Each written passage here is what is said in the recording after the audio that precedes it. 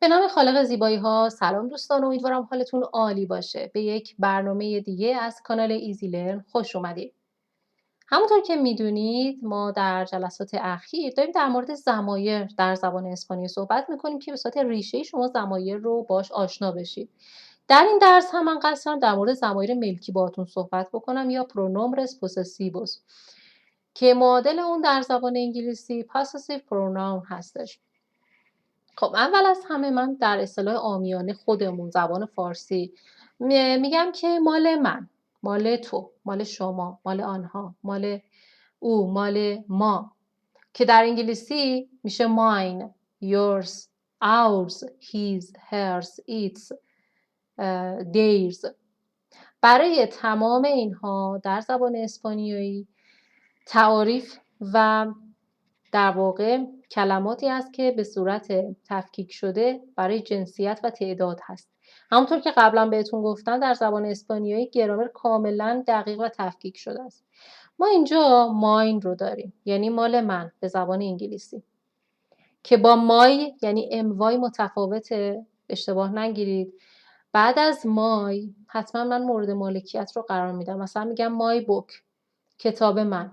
اما ماین اصولا در جمله پیرو استفاده میشه، یعنی بعد از جمله اصلی وقتی که من راجع به مورد مالکیت صحبت میکنم یا سوال میکنم، بعد جمله بعدی ماین هست که دیگه بعدش اسم مورد مالکیت به کار نمیره. مثلا میگه این کتاب مالکیه، میگه it's mine، این مال منه، دیگه کتاب رو بعدش به کار نمیبرم، نمیگم it's mine book، اون غلطه. my book درست هست، ولی mine یعنی دیگه مال منه، اون چیزی که راجبش صحبت کردی مال منه یا مال توه یا مال شماست. اوکی، این درست شد.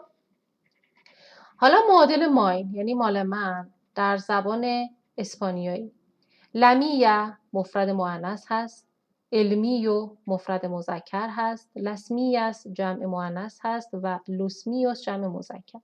حالا چرا من که یک نفرم، چرا مفرد داره، چرا جمع داره، چرا جنسیت رو فرق میکنه، چرا یه جنسیت نیست؟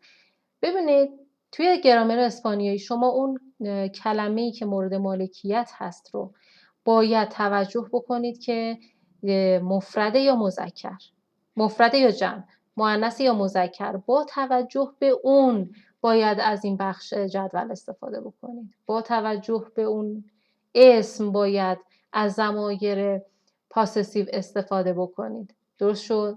مثلا مثال میزنم، کلمه لیبرو، لیبرو یعنی چی به من بگید؟ یعنی کتاب. خب الان لیبرو تعدادش مفرده، درست شد؟ مفرد، پس تو بخش مفردا باید باشه. میخوام مالکیتش رو بگم، لیبرو، پس باید تو بخش مفردا باشه. جنسیتش چیه؟ مذکر، چون به او ختم شده دیگه، ال لیبرو هست. پس از کدوم مورد باید استفاده کنم؟ از المیو. حالا اگر همین کتاب توی جمله‌ام جمع بود، یعنی داشتیم لوس لیبروس، باید از کدوم ضمیر استفاده کنم؟ از لوس میوس. اینو دقت بفرمایید، شما تعیین کننده هستید که کدوم ضمیر رو استفاده کنید که درست باشه. توجه میکنید توی جملتون، توی جمله قبلی چی نوشته، مثلا ال لیبرو هست یا لوس لیبروس، با توجه به اون شما از ضمیر مورد نظر استفاده میکنید. این خیلی مهمه.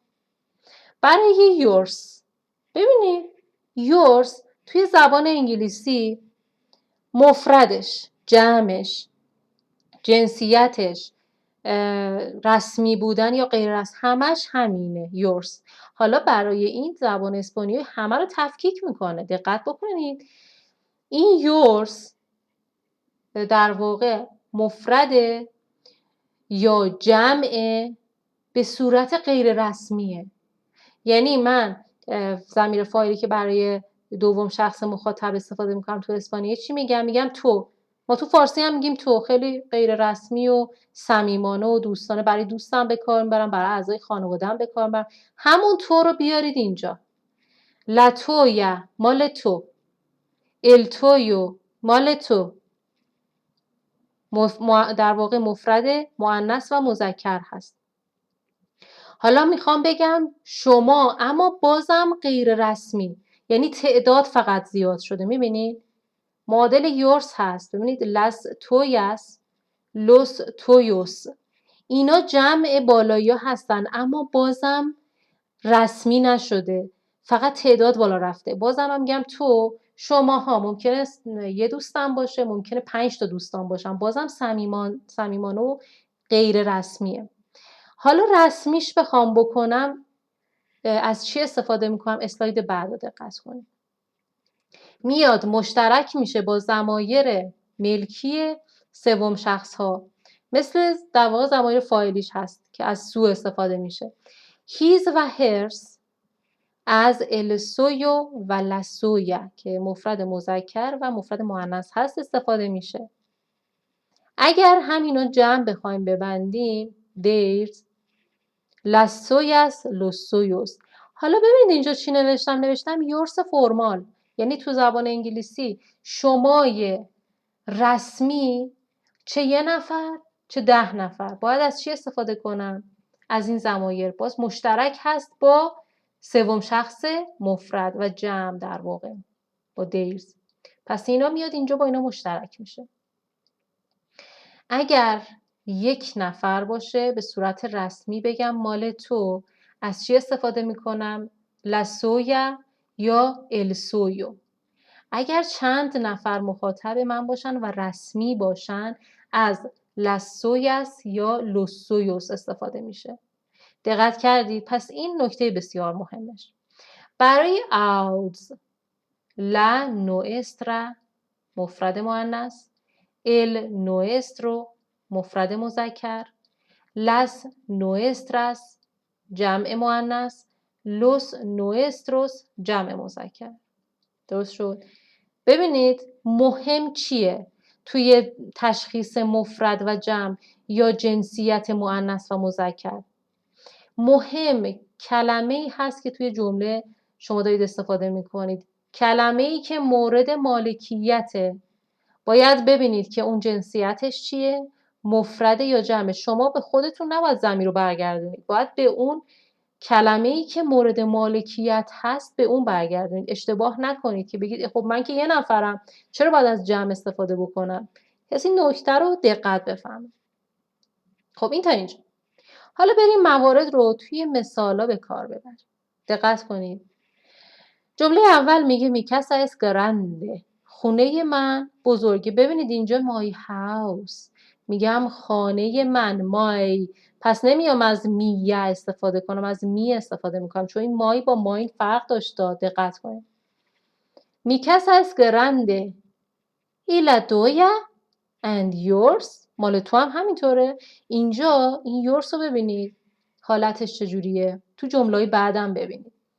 این yours تو انگلیسی یعنی تو، اینجا هم تو هم شما، اینجا یعنی توی غیر رسمی 1 نفر، غیر رسمی چون نگفتم لست توی است، هم 1 نفره هم غیر رسمی و صمیمانه است. درست شد؟ اما yours همونه. حالا همینجا هم جمله‌های بعد، حالا دقت بکنید. aquí está mi carro، carro یعنی ماشین. میگه here's my car، این ماشین من اینجاست. aquí اینجاه. donde estaciono el suyo، where did you park yours، مال تو کجا پارک شده، کجا پارکش کردی مال خودتو. ببینید اینجا یورسو، اینجا یورس لاتویا گرفته، اینجا بازم همون یورس السویو گرفته. پس برای همینه که میگم گرامر اسپانیایی چقدر دقیقه. ما اینجا در زبان انگلیسی 1 کلمه مشترک داریم که حالا همه رو داره جواب میده، ولی باز اون دقیق تره. ببینید اینجا السویو دیگه صمیمی نیست، غیر رسمی نیست، رسمی شده، چون از دسته ضمایر سوم شخص داریم استفاده میکنیم و مفردم هست. نگفتم لوس سویوس. حالا این ال چرا ال شده؟ این ل چرا ل شده؟ این ال برمیگرده به کرو، به این ماشینه. ببینید برای همین گفتم دقت کنید جنسیت رو تو جمله، دقت کنید کلمه مورد مالکیت. به این ماشین نگاه کنید جنسیتش تعدادش چیه؟ تعدادش مفرد، جنسیتش هم مذکره، پس میشه السویو. و میخوام حالت رسمی و مؤدبانه بگم شما ماشین تو کجا پارک کردی. خب بریم جمله بعدی. son sus hijos are they your children، آیا یعنی بچه های شما هستن؟ میگه no los nuestros no se compartan así. میگه no یعنی مال ما نیستن. no ours مال ما نیستن. don't behave like that مال ما اینجوری رفتار نمی کنن. پس اینجا دیگه بعد از این ببینید نه اینجا children آوردم نه اینجا ایخوس آوردم. متوجه شدی؟ بعد از این ضمایر شما دیگه اسم مورد مالکیت رو نباید بیارید. اما اینجا sus hijos your children. خب بچه های شما نمیگه بچه های تو. اولا که رسمیه. از کجا بفهمیم رسمی؟ اینجا که یوره به خاطر این سوس ایخوس اومده از ضمیر سوس استفاده کرده. چرا نگفتم سو ایخوس؟ برای اینکه گفتم گرامر زبان اسپانیایی اهمیت میده که شما صفت و موصوفتون هم در تعداد و هم در جنسیت با هم از هم تبعیت بکنه. درست شد؟ جمله بعدی Es tu perro? Is that your dog? این سگ شما هست؟ میگه no el mío está ahí. No mine is over there. نه مال من اون طرفه، مال من اونجاست. پس اینجا باز ببینید your که ما مثلا برای رسمی و غیر رسمی همیشه داریم به کار میبریم، اینجا معادلش تو هست. این تو هم یه نفره هم غیر رسمی هستش که رسمی نیست. و اینجا میگم المیو. المیو دیگه بعدش پرو رو به کار نبردم. مال من استعی اون طرفه اونجاست. Señores y señoras, mis antepasados no son de aquí de diferencia de los suyos. میگه ladies and gentlemen, my ancestors are not from here unlike yours. خب antepasados کلن انتپسدو یعنی اجداد و نیاکان. جد اگه جد باشه این اسمو برمیداریم یعنی جد من میشه می انتپسدو. اما حالا میگم اجداد و نیاکان هم این اگر این جمع بسته شده شما میس رو هم باید جمع ببندید. دقت بکنید. اما اینجا ببینید همون مایه. ببینید شاید دقیقه my ancestors اجداد من. دقت کردید؟ پس در نکته خیلی مهمی که باید در گرامر اسپانیایی همیشه یادتون باشه تطابق و تبعیت اسم و صفتش هست. جمله بعدی رو دقت بکنید. یک نکته توش هست. این نکته رو دقت کنید اینجا. ما در مورد لاسویا، السویو، لاسویاس، لوسویوس چی گفتیم؟ گفتیم اینا مشترکه هم بین سوم شخص هم بین یورس فرمال هم دیرز. خب ما چطور بفهمیم که حالا این سویو یا سویا یا لوسویوس لاسویاس اینا برمیگردن به سوم شخص ها؟ برای زبان اسپانی خود اسپانی زبان ها اومدن این مشکل رو حل کردن. همونطور که گفتیم گرامرشون رو خیلی تفکیک شده میارن. وقتی که ما میخوایم برای سوم شخص استفاده کنیم دیگه نمیایم از سویو یا سویا استفاده کنیم، از ال استفاده میکنیم. یعنی میگیم که بله تو گرامر زبان اسپانی این هست و این به صورت علمی در دستور زبانش هست، ولی سعی میکنیم توی نوشتارمون از ال یا ایه استفاده کنیم. دقت کنین جمله رو. میگه نو اسم گاتو استل It's not my cat It's his. مال اونه. ببینید به جای his اومدم از ال استفاده کردم. جمله بعد رو ببینید باز. Donde están todos los cuadernos. cuadernos یعنی نوتبوکس. میگه نوتبوک ها کجا هستن؟ حالا دقت بکنید.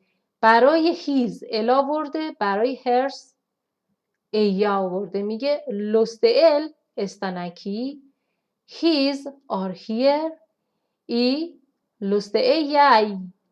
ahí یا ایه که معنی دیر هست. and hers are there. دقت بکنید. مورد بعد en nosotros tierras crecen los plátanos. میگه توی زمین ما چی رشد میکنه؟ فعل کرسر به معنای خلق کردن و رشد کردن. مدل گرو هست در زبان انگلیسی.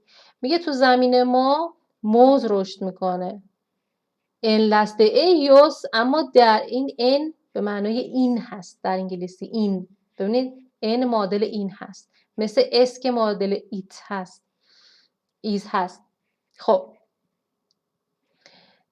این دیر، ببینید دیر شده las ellos en las de ellos las patatas. توی زمین اونا پوتیتو، سیب زمینی رشد میکنه.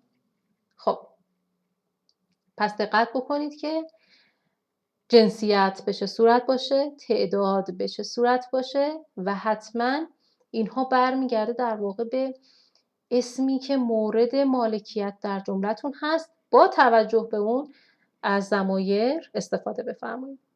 تمام موارد رو تمرین کنید تا انشالله اگر بتونم باز جلسه بذارم، اگر مشکلی ایرادی هست بفرمایید بیشتر براتون توضیح داده بشه تا انشالله جلسات آینده و مباحث جدید.